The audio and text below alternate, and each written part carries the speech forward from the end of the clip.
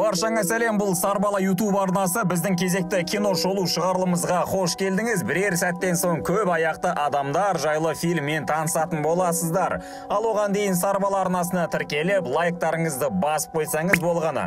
Ал ендеше видеоға өтсек. Доктор Хейтер өз көлігімен адам жүре бермейтін тас жолдың бойында орналасқан. Оның қолына ұстаған бір-біріне жалғанған иттердің фотосы доктор үшін айрықша жылы әрі қадірлі екендігін эмоциясынан байқай аламыз. Бірақ оның осы бір тыныштық сезімін ту сыртынан келген жүк көлігі бұзады. Ішінен шыққан толық келген жігіт қолына бір бума әжетхана қағазын ұстаған күйі орманға қарай бұтында шардай асығып жүгіре кетеді. Ал осының барлығында көріп отырған доктор қаруын асынып табиғатта шикізатымен ластап жатқан жігітке барады, оны шөп арасынан отырғанын көріп, мылтығымен көздейді. Дженни мен Лэнси атты әдеміше келген екі қыз Германияға Америкадан турист ретінде демалуға келген болатын. Кейіннен екеулеп бункер атты көңіл көтеретін орынға баруды шешеді. Айта кетсек, сол жерде жұмыс жасайтын официант жігіт Дженниді жақсы көретін. Қыздар жолға шықты, және де жаяу емес, көлікпен. Түнде бұлар орман ішімен жүру кезінде жолдан тайып адасып кетеді, бірақ қыздардың бірі арнайы көмек беретін мекемелерге хабарласқанмен бұл жерде байланыс ұстамайды екен. Амалы таусылған қыздар енді көлікпен тығылып таңның атқанын күтуде ұйғарады. Арада бірер уақыт өткен соң мұнда бір көлік келіп тоқтайды. Мүмкін бұлардың әңгімелері жарасып кетермеді, бірақ келген көліктің иесі немісше сөйлесе де, қыздар ағылшынша сөйлеп миды ашытады. Бірақ әйтеуір дегенде қыздар бұл адамның не айтқысы келгенін түсінді. Өзінің көмегінің өтеміне арам ойын іске асыруды ұсынғанмен қыздар мүлдем келіспейді. Арам ойлы адам өз жөнімен кетті, ал екеуі қалды. Олардың енді жолда кезіккендерден көмек сұрадан үміті қалмағандай, сондықтан сыртқа шығып жергілікті тұрғындардан жәрдем сұрауға шықты.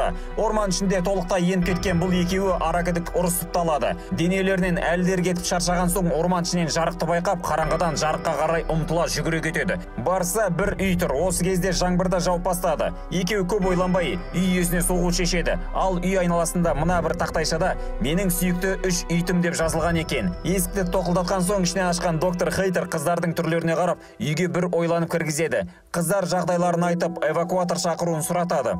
Үй ішінде біртүрлі картиналар бұл жерде тіпті қорқынышты етіп тұрды. Бірақ орманға барғаннан осы тиімді болып көрінді. Қыздар бір стакан су сұратады. Доктор келіскен күйі ас үйге барып, суы бар стаканға дәрісін салып, өтірік эвакуатормен сөйлескендей түр жасайды. Үшеуі қонақ бөлмеде үнсіз отыр. Қыздар үшін ыңғайсыз, сондықтан әңгімеге тартуды шешеді. Ал доктор эвакуатордың 30 минуттан соң болатындығын ескереді. Диалог кезінде доктор өзінің шал болса да әлі күнге дейін сұр бойдағы екендігін және де сол себепті адамдарды ұнатпайтындығын жеткізеді.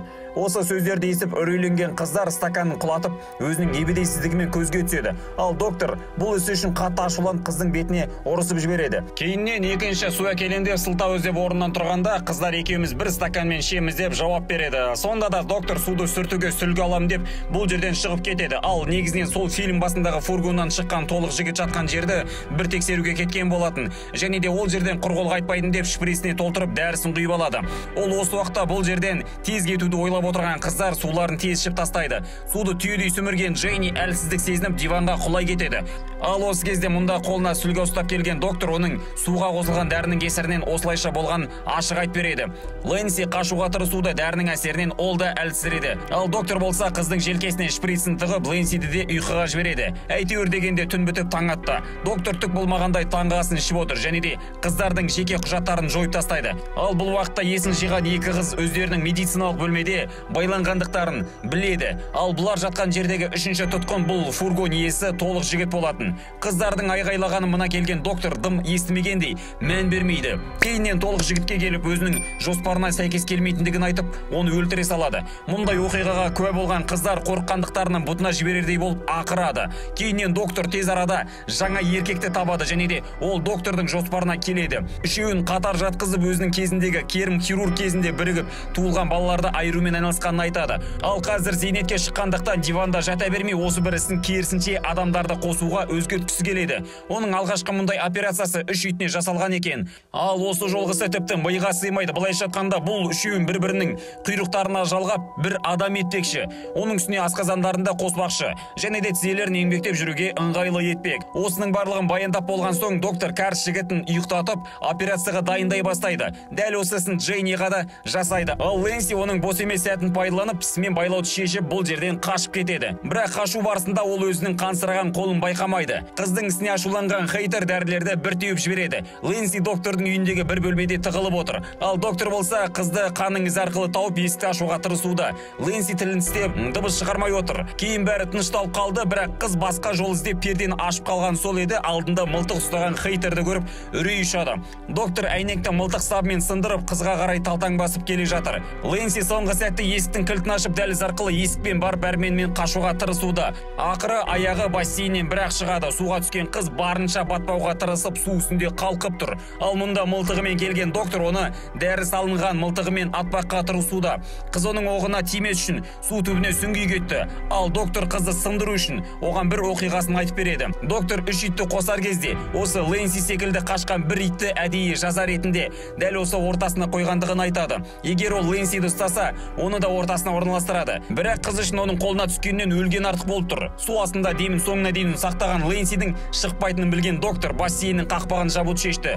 Ақырындап су беті тұмшаланып келеді. Қыздың да демі таусылуға шақ. Дегенмен осы сәтте электр жарығы өшіп, үй іші тым-тырыс күйге енеді. Бассейнде жабылуын тоқтатты. Мұның да себебін іздемекке кеткен доктордың бұл әрекетін пайдаланған Лэнси бұл жерден шығып қашуға тағы да кете барады. Бірақ оның мұнда қалған бір заты бар. Ол әрине өзінің құрбысы. Соны құтқарайын деп тұра ұмтылды. Жертөреге барып, байлаудағы құрбысын шешеді және де ол талып қалған ес-түссіз, сондықтан оны сүйрекне арқалап жүру керек. Жарайды, ол да бір көрді. Әйтеуір үйден шығып аулаға жетті. Бірақ осы сәтте не болды? Әрине доктор Лэнсидің арқасына оғын тигізді және де Лэнси ұйқыға кетті. Үшеуінің басы бірікті. Доктор өсіне кірісті. Лэнсиге айтқанындай оны көбаяқтың ортасына орналастырады. Операция бітіп, олар өмір сүре бастады. Ал доктор Хейтер көбаяқтына жатықтырып, жаңа өмірге бейімдей бастады. Иттің өмірін сүргіздіріп, дәл итке арналған тамақтарды берді.